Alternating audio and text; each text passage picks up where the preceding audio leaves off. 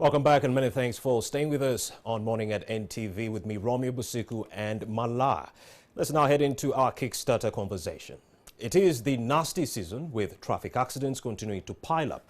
Over the weekend, a bus and trailer collided and the two eventually destroyed a building in Bujiri. Later on Monday, a trailer destroyed the Centenary Bank branch in the same town. On the road to Kamuli, a taxi crashed into a border and then rammed into a tree, killing 4 and injuring several on the same day. One is prompted to ask, what is going on? Is it the poor training, temperament, or just sheer bad luck? For answers, we turn to Ronald Nkata, a senior instructor with Uganda Driving Standard Agency, and he joins us right now in studio. Good morning, Mr. Nkata, and thank you for joining us. Good morning, madam. Now, first things first, please, talk to us. Yes. What is causing all these accidents? Is it poor training? Is it poor temperament, or just bad luck? One, it could be a poor training. That's number one. Because even some of the instructors, as earlier talked of about it, they are not trained to do that work. Yes. Yeah. And then another one is the monitoring body. They should increase on what they are doing. They should be monitoring more to go to all those schools and see what is happening. That is very important. Yes. So what you're saying is that every single, PSV company or public service vehicle company, of course, providing transport services to the citizens ought to rethink or reconsider retraining the drivers. Yeah. That one we talked it about the other time, and you said they need a refresher training. From the time I left here, the Transport License Board have tried to stop them having badges before they have the training. And it is important, but again, it comes to the drivers. When they are sent for the training, they say no time. We don't have time, we don't have what. The children are going to school. Business first. Business first. They are forgetting their responsibility, their roles, what they are going to put on the road first. Yes. Mr. Nkata, help us debunk this myth that seems to purport that long-distance drivers use Mira to stay awake and be able to drive long distances. Is this true? Long-distance drivers use Mira plus Energizer drinks, thinking they can bring back their brain to normal. But when the brain says tired, it is tired. Nothing, it is only to have a rest. And the recommended time in our process is that is 15 minutes. If someone gets a 15 minutes rest, he can come back. So you're telling us rightly that it's a misconception for one to believe that if I take Mira, I'll stay up for longer hours. Automatically, because like Energizer is for the body, not for the brain. That's the most important. And others takes alcohol thinking they will do nothing, but for them, alcohol depends on what type of alcohol he has taken and how long does it stay in the body to come out of it. Indeed. So, right. When we started off, you mentioned monitoring is also a gap that is causing these particular accidents to skyrocket. Yes. Whose responsibility is it? Because at the end of the day, the driver will tell you, but I have been mandated, I've been given this route, and my boss has only given this to me as one person. So do we say that the regulatory bodies also need to make sure that they follow through, that all the companies actually do appoint 2 drivers for long distance kind of journeys? Automatically. They have to look into that one because it is the Transport License Board to monitor this exercise. Right. And they take the responsibility of it because they have to know who is who trained these drivers and from which school of the training has been taken to. And also, it is the same who gives out. They look at you and they say you can take the responsibility of the passengers on the road. And the most important of all is the responsibility of the drivers, which they forget the road they have inside the bus. They are just talk of the passengers, and I have 67 or 70 in the bus, they are forgetting the weight. Right. In driving, they talk of the weight because The more speed you make, the more weight someone gains. Indeed. And that's why you see when a bus is going to go off the road, the weight pushes it then it takes off. Because the weight of yours will come from your kilogram times the speed they are making. So imagine 67, how heavy they are going to be in a bus. Right. Because just take your kilo times the speed, that becomes your weight. Multiplies. Yes. They are forgetting it. And they use, as the other time I said, they use the word senior, forgetting the profession to be a professional driver. Because So they don't walk the talk. I'm a senior. They are forgetting who is a senior and who is a professional driver. A professional driver is the one who applies what he got From correct. driving school. Yes. And a senior is just a title for that thing. So we don't take, because these things which has been happening in the modern bus, whatever, everybody takes a responsibility of it. We can't take like now in the Nakasongola side, where a bus entered a stationary trailer. That is very bad. Very, very bad. But also with monitoring, is not just about the licensing body, but also the traffic police, so to speak. Because one would ask, why in this day and age? I've also been traveling, over the night, especially on long distances, and the stationary vehicles are too many on the road. Yeah. So whose responsibility is it to make sure that you don't have stationary vehicles on the road, especially when it's dark? It goes to the traffic side, because they have a mandate to call a recovery truck to take away that truck. But sometimes, like in Nakasongo, I don't know whether the recovery truck is there for that purpose. But it is side of the police to see that at least if the truck is there, they have to notify others by putting a plate saying accident ahead or something like that of such sort. Please come slowly, there is accident ahead, so that someone can know that. But it could have been somewhere of a blind spot, and by the time the driver comes, he will not. But again, it goes back to the driver. If he thinks you sees that in front there is a blind side, he has to reduce and be calm, expecting what could be there. That is anticipating. So high vigilance from these drivers. Now, Ms. Ankata, are there any particular avenues that can be employed by these driving schools to end the high-level loss of life on our roads? The other time we said if companies can organize by themselves and bring those drivers, but not sending one per one, that could work, to give them and to know the responsibility of refreshing by themselves. But if they send one by one, someone brings many challenges. Someone to come and sit and to be refreshed in one other things, he's thinking of time and the work and the home and where a company where they are working are supposed to, and they should take a responsibility of sending someone come to go to the refresher by providing, one, the tuition, two, some small allowances for them, so that they can stay calm and listen and get to know. But otherwise, by now, if it comes one by one, it is still a problem. Any other solution besides sending them in groups? Any other solution is to the tailor bit organize. If they can organize a general training, it is also very good idea. All right, okay. Uganda loses about 3,000 people to road accidents every single year, and over 1,000 actually left injured or live with disabilities for the rest of their years because of road accidents.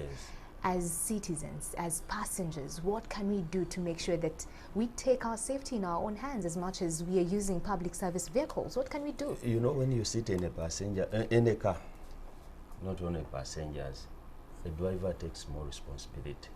There will be no passenger to alert him or to say, please, you put us here and then you leave the bus to go. That thing, if it is there, sometimes you look at it and if the responsibility are given to passengers to say this, then it becomes a problem. These days, passengers were allowed to use their phones to capture what the bad thing driver does and send it. Either if you go to Terobi now, they have it. There's a WhatsApp message which at least is trying to correct that mistake. By if someone is on the phone for a long period, then if it comes, then they can call him and then they discharge him. So what you're saying is that the passengers also need to make sure that they act by raising an alert or an alarm, and actually they can, like we were having a banter with Romeo, that just call out this driver. If you realize he's speeding, tell him stop. Let me get out. Automatically. Sometimes stopping out becomes a problem Because in the middle of the night. it's not very easy. Right. So it is an open phone to alert the one going. And also other thing is, on side of the traffic, these people, they have their own language on the road. To ask where the traffic officer are. Right. As soon as they say that's small, he can go slowly. Because in Uganda, in all areas, if you go there, you monitor. Drivers, they look at the white thing. Then they obey the traffic and rules of the road.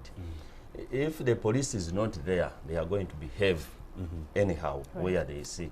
Even if they put a shirt on the stand and rules and regulations will be normal. So our drivers only behave when they see the white uniform? Automatically. That is what they have in their mind and whatever. And it is them who enforces, because they know. Because during my training of some of the buses, they said when you cross from Uganda to go to Rwanda, you have to behave so much.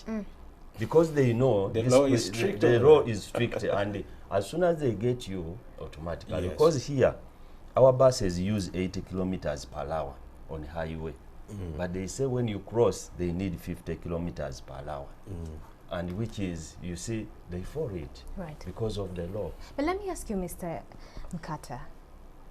At the end of the day, if that's how drivers behave, and even not just, drivers of public service vehicles, but also personal vehicles, where we just behave rightfully because we know, hey, there's police ahead and we're going to, face the consequences if we don't oblige. Automatically. What then is being taught in driving schools? Is that factor catered for, whereby drivers, by the time you're actually given a license or go through this training process successfully, there's that facet in the training where we equip the drivers with, it's about your safety and the people that you have, and not about you trying to get to your destination as fast as possible. It's not about there being a police officer for you to oblige the traffic rules. Are we training these people the same things? Change of mindset. One. Let me give an example to you. You can drive without putting on a seat belt. But when you think there is a roadblock for the traffic, you put it on. You try to bring it out. Right. Another thing is, who trained those drivers? You could find much on the wheel, they are not trained drivers. That's the most important thing. And if he's a trained one, who trained them? Because like now, as I've told you, there are some changes. They are trying to look who gave you this class, from which class, which would have been done some time back by making sure the law is followed. So what you're saying is the training course does have that bit of it. Automatically. The issue is the training. The training, because we are thinking of the training to be always a refresher training, in case if someone goes for a renewal of the permit. If someone goes for the renewal, like now, they had put there again, and someone to go to renew must go for the doctor of the eyesight to know, because also affects smudge. Yes. When we assess the drivers at night, it becomes a problem, I'm telling you. Light confuses them. You see someone, how he drives at night, it becomes a problem. But that goes to, again, the other side, where they can regulate and say, no, if someone comes, let him or her go for the eyesight, they check. Okay.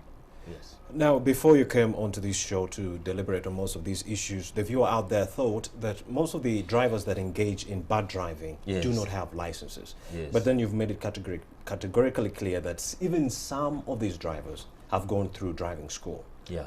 So the problem could be the curriculum. Okay. So that brings me to my question. Do you Yes. think there are some ideas that can be inculcated in the driving syllabus The to curriculum change this problem? The curriculum for the training, it is there, although it's not for the bit. So do you think some ideas should be added? The idea should be added. Like? Which, for example, someone who is going, one, like a phone use was not there.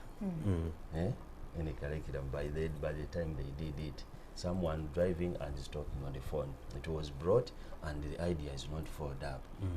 By now you find someone is driving, entering a junction, going where, but he's on the phone. And many things happen in between of the social media and whatever. Someone puts the mind there, forgetting what he's supposed to do there. So if they are to do some changes, we are hoping they should be there, plus the safety measures on the road. The precaution now, one area is other vehicles, if you don't put on a seat belt, it will not take off. Right. If you don't put on a seat belt, it will make an alarm inside the vehicle. That one can help someone to understand that, please put on the seat belt, the vehicle will go. If it is not there, that means he could drive and remember after some minutes that I am supposed to put on. And also the passenger and also the drivers to sensitize the driver through customer care by telling them to seat belt themselves because of the weight they gain, and that's why passengers pushes the seat when there is an accident. You find someone who has been behind is in front. Right. Inertia. Yes. Inertia force. So to sensitize them about it, I think it could also help them much more. All right. And to have more rest in case, because it is not only the wheel, but even if he goes back home. All right. Yeah. Nkata, Mr. Nkata, Yes, you know, when you do the statistics and actually, you know, monitor the statistics and also study the same, it shows that these accidents are prone during the wee hours of early morning or late at night.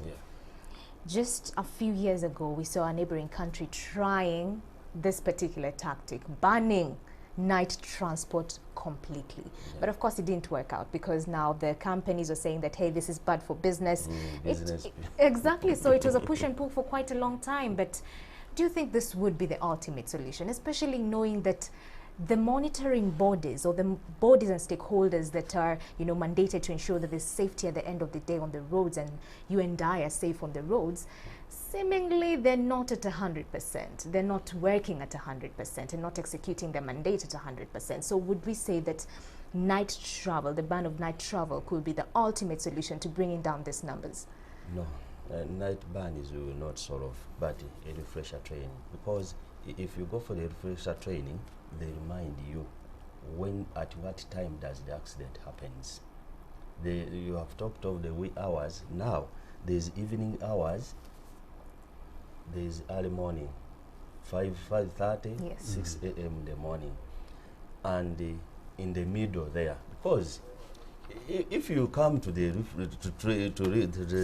training, you are going to be we are going to tell you and be careful about that hours. What is happening within that hours? Like in the evening hours, people are looking where to sleep. They are fast and no, I need to. The mind say, I will go to this place where my mind say, I will sleep there. He has a friend, he has a girlfriend, his mind will be focusing on that. I have to drive from here up to there, I will stay the night. There are these morning hours who are bringing business to the Kampala town. They are very fast so that they can come. At the middle of the night, people are drunk. Right. So you are driving with the people who are drunk. Their minds are not on the road. They are excited in the vehicle. What do you expect them to be doing? They have forgotten about their safety and the other people's safety. So now, it is a refresher training. That will sort this out. Yes. So a refresher training. Let drivers come and do the refresher training. Because of the time, things which are doing on the road, it will be recommended and be taught what they're supposed to do. So I believe to rein in on this problem, we need to understand what is inculcated in the refresher training, because we've seen drivers commit very heinous crimes on the roads, but then they know they can get away with it if they give the traffic officer some kitty dog Yes. some money. Yeah. Now, is there anything that could be done in the syllabus, maybe inculcate a moral and integrity course for these drivers? Automatically, yes. Because now, there is a change now by, again it is there, but there are some changes, whereby now the responsibility goes to his permit straight. With the system which was introduced some time back there. Until if there is a case, now that one touched them much. They introduced what they introduced in case of anything, because if you don't pay, it accumulates from 25 days. It accumulates. At the end of the year, if you go for renewal, you must clear first. Right. If you don't clear, then it's a burden to you, not for the company, not for the bus, but to the your driving permit problem. Like now, for example, some time back, you saw a police officer being driven on the car. He stopped a man refused. Right. Then the police officer had to, because he was going to hit him, he jumped on the bonnet and stayed for there. For example, that driver would have been banned for some years or months not to sit on the steering, and they say no. But up to now, we don't know, because since they went there, they just talk of promoting the officer. Okay. But they never talked about the driver's behavior anymore. And those are things which lies there behind, because it would have taught others to behave the other way. All right. Yeah. You know, the last time I hosted you, you said that at the end of the day, it's not just about the course being, hey, different, clusters and us covering that completely, but also going heavy on skills about defensive driving. Yes. Do you think that the training institutions, driving training institutions that we have in the country, take that seriously? Defensive training. I've gone through training school, and I'll say that that was not given to me. I've just had to do myself that favor of researching more on defensive driving and the different tactics that I have to employ in given scenarios. That I self-taught myself. It was not given to me in driving schools. So what are we saying? And who would push this particular driving schools to ensure that they inculcate that very critical component, defensive driving, in the trainings? One, as I've said, that matter goes back to the Transport License Board, because it's the one who governs the training schools. And if they can put their workshops for them, they can do that. We have got many chances of doing the defensive trainings somewhere. By now, we are among the people who are looked at to train those who are going to do the driving in the petroleum, whatever industry. So defensive is a vital thing. And how do you come to the defensive? One, what is defensive? Right. And the defensive driver should behave how? What are the rules the defensive driver must follow? Things which are there, that if you want that program, I can provide them to you, because I have them all, what must be followed. Into that, now, we need to remind the driver, as I've told you where it goes there, there is a word they call a hazard on the road. If you ask someone about the word hazard, she will not tell you what a hazard means. Yes. But a hazard is not a danger to you. But the hazard must be there on the road. Right. Being a hazard on the road means all things which you meet. Because now, if they ask you, how many things did you see on the road from your home up to here? You will not tell us, I saw a black car, I saw this one. But all of them, they are combined in one name. Then after combining, you see a hazard by your eyes, you have to read it and you identify it. Right. This thing has only two things there. We only see two things on the road. The one which is moving and the one which doesn't move. And these are the things we deal with. If you put them in mind, then things will be all right. Again, if something doesn't move, that is a warning sign. Okay. all road sign in a warning sign goes to that side area. Right. Things which does hump, see roundabout, or what breakdown. Right. Because if they break down the car, they put a lifesaver behind to warn you there is a breakdown car ahead of you. And this one which are moving, you have to put more attention to them. They So can you change. actually agree that all training schools need to make sure that they put more emphasis on defensive training. Automatically. Okay. So, They Mr. will come Nkata, up, as yes. Uganda Driving Standard Agency, Yes, sir. what are some of the challenges you've experienced with regards to training drivers? Challenges is the tools. The One. talk of the tools, the students are not seen, because the student which would have come to the school, they are nowhere until they push them. If they don't being pushed, it becomes a problem. Right. So a school can be there without students. A day goes, the other day the month goes. It is also bad challenges. The tools and the students to come. Then next is the not being with the time, and we need a timetable. Timetable is very vital, Right. because without a timetable, then it becomes a problem. One comes today, the other one comes the other day twice. I want the same thing and I want to go. So the timetable is also another major issue. We need to regulate a timetable so that whoever comes knows what he's going to do and how many days he's going to stay there. That is also a challenge to our side. All right. Yes. Okay. Indeed, great pointers right there from Ronald Nkata, Senior Instructor with Uganda Driving Standard Agency. Now, 2 points. He Yes. has mentioned poor enforceability of traffic guidelines and non-adherence to traffic rules on the side of the drivers. You get my point, my lad? Right. Poor enforcement of traffic guidelines, number one, on the part of traffic, and number two, non-adherence to traffic rules on the side of the drivers. Many thanks, Mr. Nkata, for having come. Thank you very much. It's Thank been you. really, really great to have you on the show. I didn't know your name before. My name is Romeo Busiku. Robin.